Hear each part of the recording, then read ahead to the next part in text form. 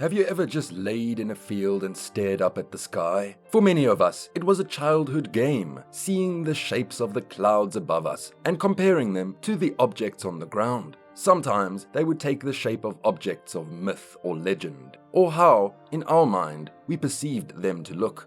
The sky is a bubble that gives us life-giving rain, protection from harmful sun rays, and beautiful photo-worthy sunsets. The sky is constant. It is always there no matter what. It is just above those white ghost-like clouds. It is still above the hurricanes, tornadoes, or pollution that fills it. It observes these patterns and anomalies, but does not collapse or capitulate to them. We can use the sky as a perfect example in our lives to observe struggles and overthinking for what they are. They are not us. Welcome to Relentless Man. Hit the subscribe button, hit the like button, and the notification bell. Please share our channel and look out for our upcoming videos.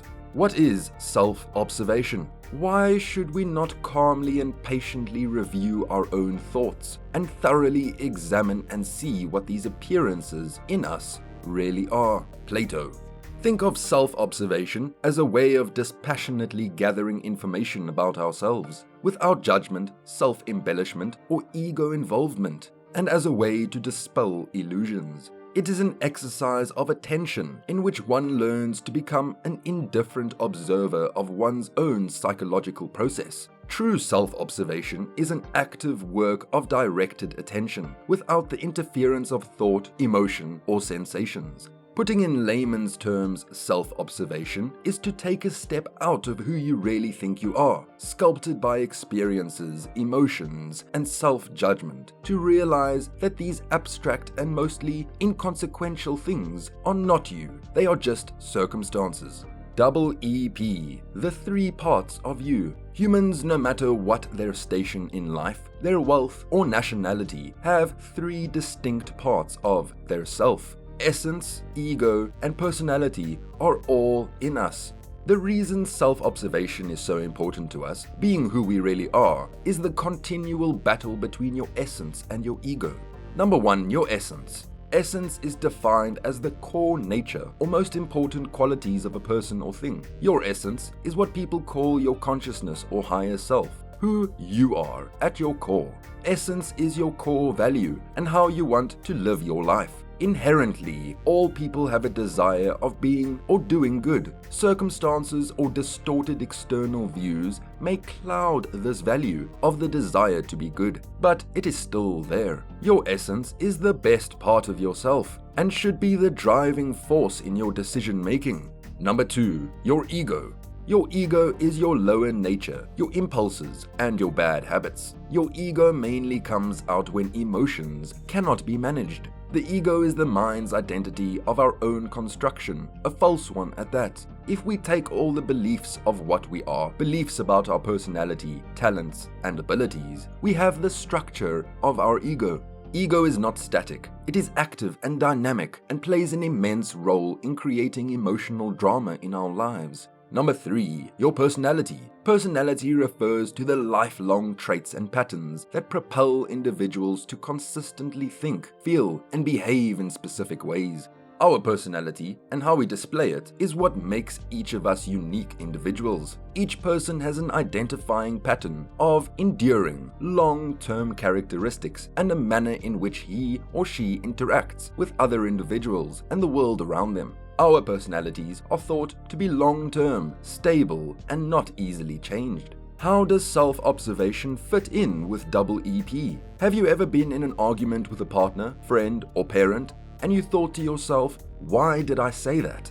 That's not who I am. This is an example of the ego fighting the essence of who you are, overtaking your usual personality and letting emotions dictate your speech and actions. Think about the same confrontation, and before reacting out of emotion, you could split yourself into two, becoming a passive, detached observer, watching what you are saying or doing from a perspective where your ego hasn't taken over. Would the outcome be the same? 99 times out of 100, it would have not been the same outcome. Fear masks itself in many disguises. Fear is really the other name for ego. The fear of being wrong when confronted activates the ego to act outside one's personality and usually ends up causing damage. When an emotion is triggered in your brain, your nervous system responds by creating feelings in your body. These feelings are called gut feelings by some, and certain thoughts in your mind. Emotions are not particularly sophisticated or precise, but their speed and utility make up for what they lack in sophistication and precision.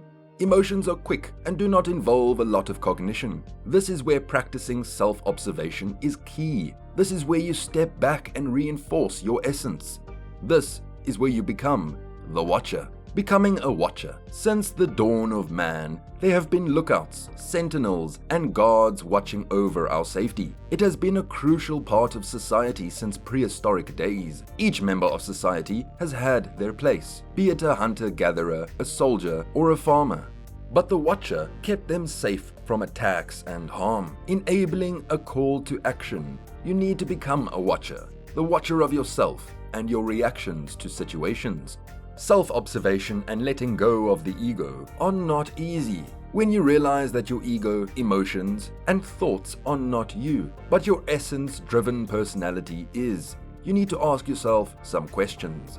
What are your patterns of thought? How do you tend to think about and explain what happens to you? What expectations do you hold in certain things or with certain people? What are your core beliefs that influence your thinking? Do you understand your emotions? How well do you understand your own moods and emotions? Do you observe and try to understand your emotions, or do you react to them impulsively? Patterns of behavior. Do you understand why you tend to act in the same way in certain situations? Do you have a sense of what types of events trigger you? Knowing and accepting the way you think about yourself is essential in self-observation and changing the negative reactions to situations.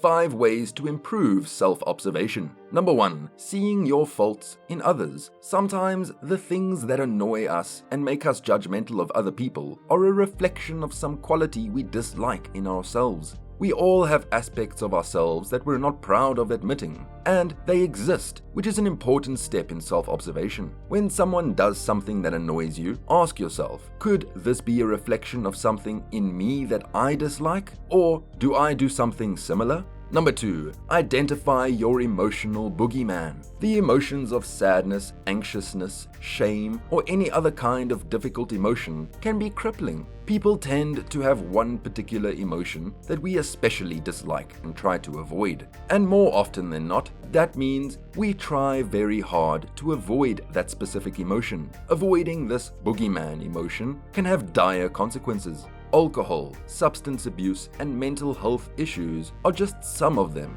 Teaching yourself that emotions are abstract and not part of your core or self. Emotions come and go, sometimes within minutes. Learning to tolerate the discomfort in our emotional boogeyman and work on managing it is an excellent start to self-observation. Number 3, get outside perspective on you.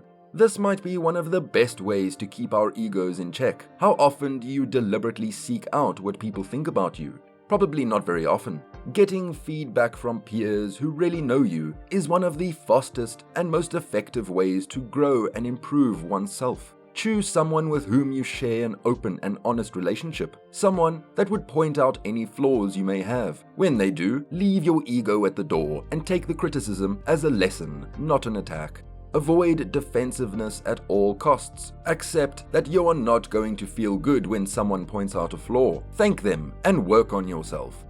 Number 4, identifying cognitive distortions.